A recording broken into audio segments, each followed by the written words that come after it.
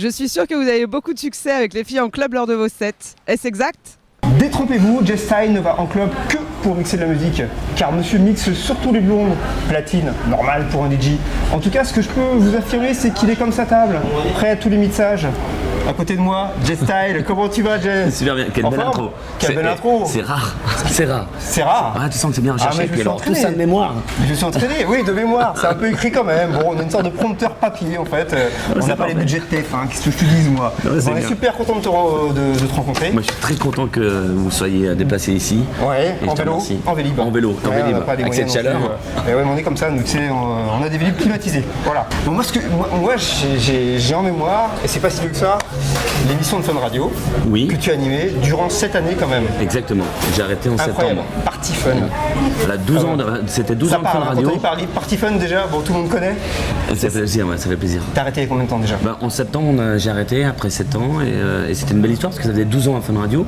Moi j'ai commencé par le terrain, qui était pour moi la plus belle expérience pour commencer sur une radio. Et après 7 ans derrière les platines de Party Fun.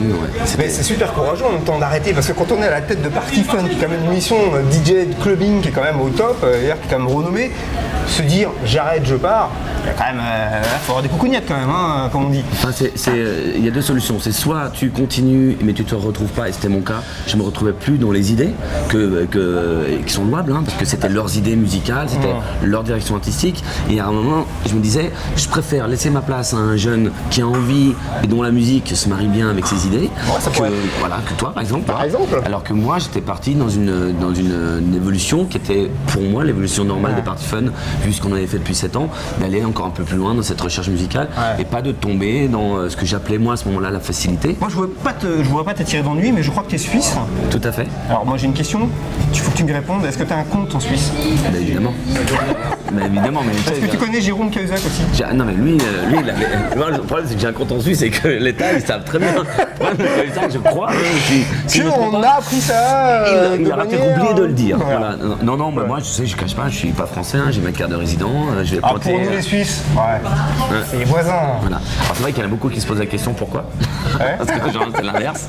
Mais non, moi j'adore la France. Ouais, c'est vrai, souvent c'est l'inverse, je suis d'accord. Mais j'adore la France parce que c'est un pays qui donne sa chance aux artistes. En Suisse, ça commence un tout petit peu, mais quand je suis parti de Suisse, on n'avait pas beaucoup ce biais-là, non. Il y a vraiment très difficile. Vous avez les intermittents du spectacle, il y a des clubs. Après, c'est la France, quoi. C'est au niveau renommé, quand tu vas bosser en France, les rencontres, les DJ.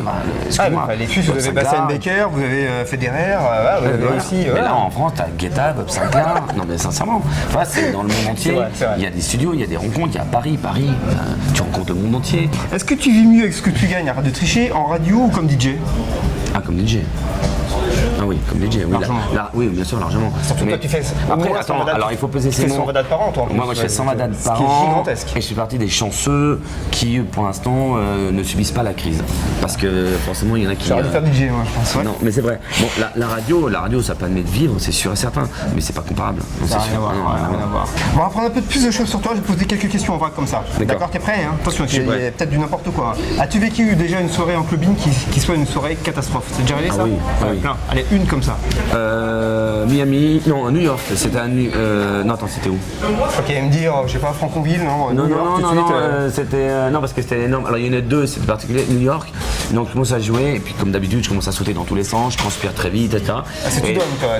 Et le patron du club, à bout d'un quart d'heure, il vient me prendre et il me fout dehors. Il me parle même, il me fout dehors. Et quand j'étais dehors, je me dis, qu'est-ce qui vous arrive? Il dit, ici, pas de drogue. Et je dis, mais je drogue pas. Donc lampe de poche dans les yeux, voir s'il me dilatait pas. Il dit, non, c'est pas possible, tu peux pas être comme ça sans prendre de coke. Je dis, non, je te jure, je prends pas de coke. Je fais du sport, je m'amuse. C'est vrai que t'es speed, hein. Voilà, mais si tu veux, ça me mis une demi-heure, tout ça, pour lui expliquer, marcher sur droit, enfin de pas m'énerver. Je me disais que si je m'énerve, je vais lui donner raison. Donc j'étais très zen, tu regardes la montre, elle tourne, le mec est en train de jouer. C'est une catastrophe. Pour ton métier, quelle est la partie de ton corps à laquelle tu fais le plus attention? Est-ce qu'il y en a une? Mon physique. Ah ouais. Non? Ah oui, il y a Je sais ça pas, aussi. non, Si, ouais, si. ouais, Bah, il y a ouais. alors, mon fils, il est... J'ai appris que David Guetta d'ailleurs a des problèmes en fait auditifs.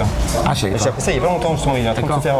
Non, je pense que c'est tout. soigner par rapport à ça. Moi, j'essaie de t'entretiens, prendre un ouais, petit pour verre de être en forme, vin, hein. à table, ça, Ouais. mais je me saoule pas la gueule, je fais du sport pour me tenir en forme. Ah, c'est pas ce qu'on m'a dit. Là, tu m'as fait un petit signe parce que c'est vrai que tu as vu que je mettais un petit clou. Ouais.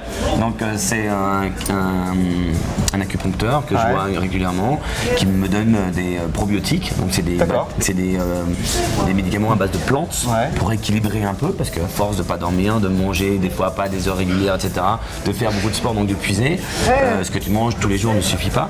Donc voilà, oui, je fais attention à ça. Il est métrosexuel le gars. Enfin, on vous le dit, c'est un métrosexuel. Mais tu sais pourquoi je fais ça maintenant. Vraiment, ça m'embêterait un jour de tomber derrière les platines. Pour la simple bonne raison, c'est que je me dirais que si moi je vais voir un artiste où j'ai payé 20 € pour l'entrée Ouais, et que qui est je suis gâché parce que le mec il ressemble à rien et qu'à bout d'une heure on doit le sortir parce qu'il vient de tomber derrière les platines, j'aurais aucune compassion pour lui. Parce que pour toi, DJ, c'est l'ambiance, c'est la vie, c'est la fête. Au-delà de Donc, ça, tu dois- je pars que du principe qu'on a tous nos problèmes. Ouais.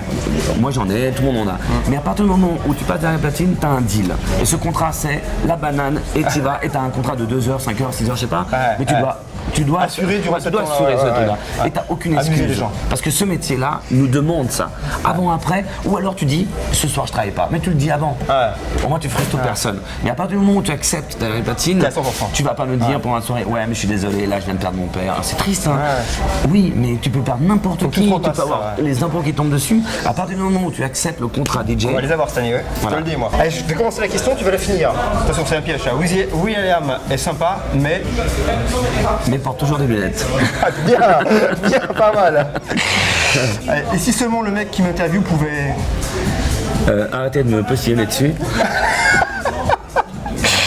Faut que j'arrête mon appareil dentaire. Je le ferai tout à l'heure discrètement hors caméra. Avec qui t'aimerais t'enfermer en studio? Oh, tellement de monde, tellement de monde. plein Ah ouais, surtout dans Avec la moi salle. Non, Merci. parce que je pense qu'on passerait plus de temps à rigoler qu'à travailler. Donc ça serait dommage. Non, j'aimerais bien des gens comme Curtis Blow, Al Jarreau, tous ces gens qui Al Jarreau, tiens, j'avais complètement oublié, qui ont ouais. baigné, C'est vrai, Al Jarreau. qui ont baigné ma jeunesse dans la soul. Et je pense que vu leur expérience, parce qu'ils ont grandi, ils ont pris beaucoup de maturité à travers ces cours musicaux qui ont baigné les années 80, 90 et 2000. Et je pense qu'aujourd'hui, si tu les mettais derrière un son électro, je suis sûr qu'ils te feraient des choses incroyables. Ça, ouais. Si j'avais les moyens serait- et les contacts, serait- ce serait un bon délire. Ouais. Tu as réalisé la BO du film Star 80. Attends, mais c'est quoi ce truc? Et au camp, le mot. Richard Alors, c'est pas Anconina, la- c'est- attendez. c'est pas la Patrick drôle, non. Timsit, c'est pas grave, tu l'as fait, c'est pas grave. Mais attends, c'est génial. Alors c'est pas, pourquoi c'est pas le BO? C'est quoi? Parce que la BO c'est large, c'est sur tout le film. Nous on a mais fait t'as participé. oui bien sûr on a fait tout l'habillage du teaser qui partait au cinéma. C'est génial, Star 80, super film en fait. Ah ouais, et puis génial, ce c'était un film. plaisir d'être au cinéma comme ça. T'as le film commence et tu vois, réalisé par Just Style. Yes, Là t'es content. Même toi tu te pinces. Ouais, non mais t'es content parce que surtout l'histoire est dingue. Comme quoi il faut génial, toujours c'est génial. penser à aider les gens. Un jour c'est une petite fille qui vient vers moi, enfin une petite fille, une femme que je rencontre dans le Jura. Et puis elle me dit ouais vu que tu travailles à Fun, est-ce que c'est possible tu me rencardes, je vais venir à Paris l'année prochaine et je voudrais aller dans la communication dans le cinéma. Et j'ai tellement apprécié son approche et je lui dis bah, écoute voici mon adresse mail, envoie-moi ton CV, je vais transmettre. Sympa. Je transmets à Koé, je transmets à tout le monde et là boum ça marche. 3 ans plus tard, donc on garde un peu contact, mais genre une fois tous les 6 mois. Et 3 ans plus tard, elle travaille dans le cinéma. Et c'est là, elle me dit bah écoute, je suis avec les producteurs du film c'est pas Star vrai, 80. c'est incroyable. Ils cherchent quelqu'un pour faire des méga mix, etc. Est-ce que tu pourrais le elle faire t'a rendu la monnaie. Donc elle m'a envoyé, Génial. je l'ai fait. Alors déjà, ce qui nous a surpris, c'est qu'ils nous ont dit voilà, ce serait bien de le faire pour la semaine prochaine. C'était 17h. Je dis bougez pas. Je fais pour minuit. À minuit, c'était fini. Donc déjà, la réactivité, ça leur a plu. Le travail en lui-même, ça leur a plu. Et du coup, ben, c'était 1 an avant que le film sorte. Ils m'ont dit on vous rappellera. Ils m'ont pas trop rappelé tout de suite. Tu t'es dit, tu passes à autre chose. Ouais, ils sont passés à autre chose. Et 8 mois après, le mail en disant voilà donc votre méga mix nous plaît toujours. Est-ce qu'on peut se voir? On s'est vu. Alors là, tu vois Anconina, tu vois tout le monde. Donc tu les as vus en fait, c'était avec Voilà, toi. là, tu es là, bonjour. On te présente comme le mec qui va faire le méga mix. Ça, c'est trippant. Tu dis, bah ouais, c'est cool. Et tu vois, et cette curiosité qu'avait surtout Anconina, de dire, mais comment vous faites? Parce que je comprends pas. Il est timide comme ça, un peu gauche, un peu Très timide, timide. non, il est super timide, gentil. C'est limite s'il n'était pas lui qui était comme ça, alors que t'es impressionné. ouais. Richard Colina, avec tous les Joe films, Pontin, Belmondo, c'est un truc de ouf. Ouais. Et donc c'est lui qui vraiment s'intéresse et me dit je comprends pas parce que tous les sons ils sont quand même pas à la même vitesse, comment t'as fait pour les mettre à la même vitesse, puis c'est pas des versions que je connais, donc tu expliques qu'on a tout masterisé, qu'on a tout refait, on a tout remixé en fait pour les mettre bout à bout et pour finalement faire une œuvre. En plus il est curieux. Ah, très curieux. Voilà. Donc Tout à son honneur. c'est une belle expérience et puis j'espère que ça va se reproduire. Alors ce single avec Rebecca Kramer, je veux bien que tu en parles un petit peu d'ailleurs. Moi je t'avoue je connaissais pas. Ouais, mais personne. Non, je connaissais pas du tout, ça me rassure. D'où elle vient C'est une rencontre. Comment ça s'est fait J'avais une amie, j'ai toujours une amie de reste qui travaille dans le même univers musical que moi, qui un jour me fait écouter cette voix-là. Et c'était mais comme Adèle. Incroyable, putain, celui qui va travailler avec, il a vraiment beaucoup de chance. Et elle me dit, mais écoute, elle est libre comme l'air parce que c'est une Irlandaise, elle travaille avec personne. Et je sais qu'il y a 2-3 DJ qui sont un peu en place qui voudraient vraiment travailler avec elle parce qu'ils l'ont écouté. Et je dis, mais écoute, vraiment si je peux. Et là, je me mets en studio. Alors je me suis mis en studio, j'ai passé toute la nuit, j'ai fait une trame, j'ai envoyé le lendemain, on lui a envoyé. Et 10 jours après, Rebecca a fait cette chanson-là. Et moi j'ai demandé à Rebecca, pas des textes à la con. Je voulais vraiment une histoire, une vraie histoire, etc. Et donc là, elle a écrit une histoire qui raconte un peu sa vie, Two Words.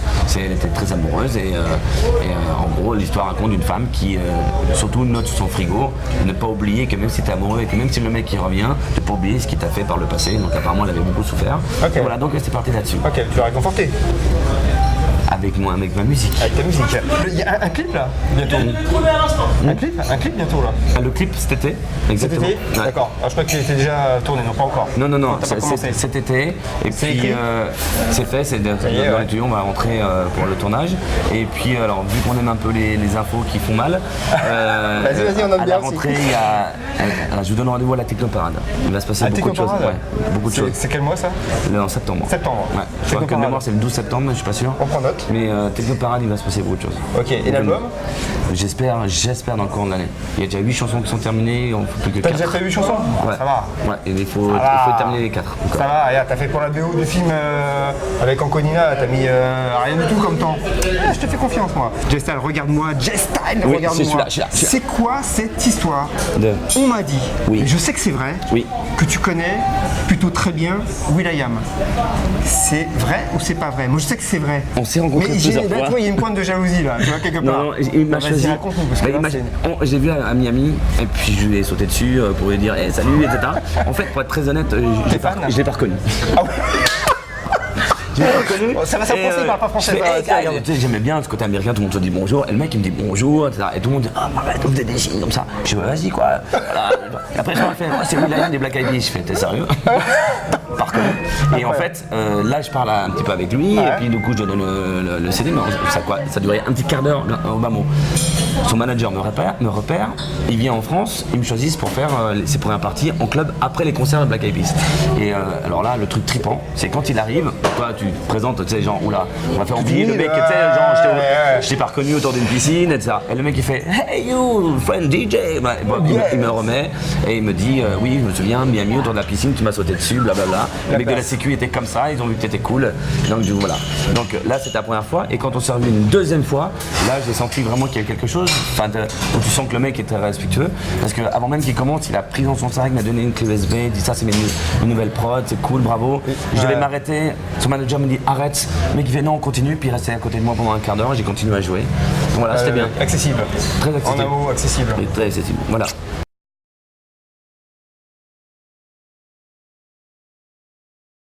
DSK a une place pour assister à la finale aux femmes de Wimbledon. C'est grave? Bah non, c'est très bien. Je crois qu'il aime bien le tennis. Tu es David Guetta pour 24 heures. Tu en profites pour... Ah, j'en profite pour appeler tous les potes de David et leur dire hey, on fait un track ensemble. David Guetta devient J-Style pour 24 heures. Tu crois qu'il en profite pour prendre le métro, je pense. Ou le train, tiens, pourquoi pas. À quoi ressemblerait une discussion philosophique entre toi et Nabila? Allô, non mais allô quoi. T'es DJ? Célibataire, tu ne sors jamais sans... célibataire, je sortais jamais sans une boîte de chewing-gum. Franchement, l'interview avec Lionel, c'était plutôt surprenant. Et je pense qu'avec toutes les interviews que je fais en ce moment, ce sera la plus originale et je la kiffe. Merci beaucoup Lionel, c'est au top. Je vous kiffe. Restez connectés.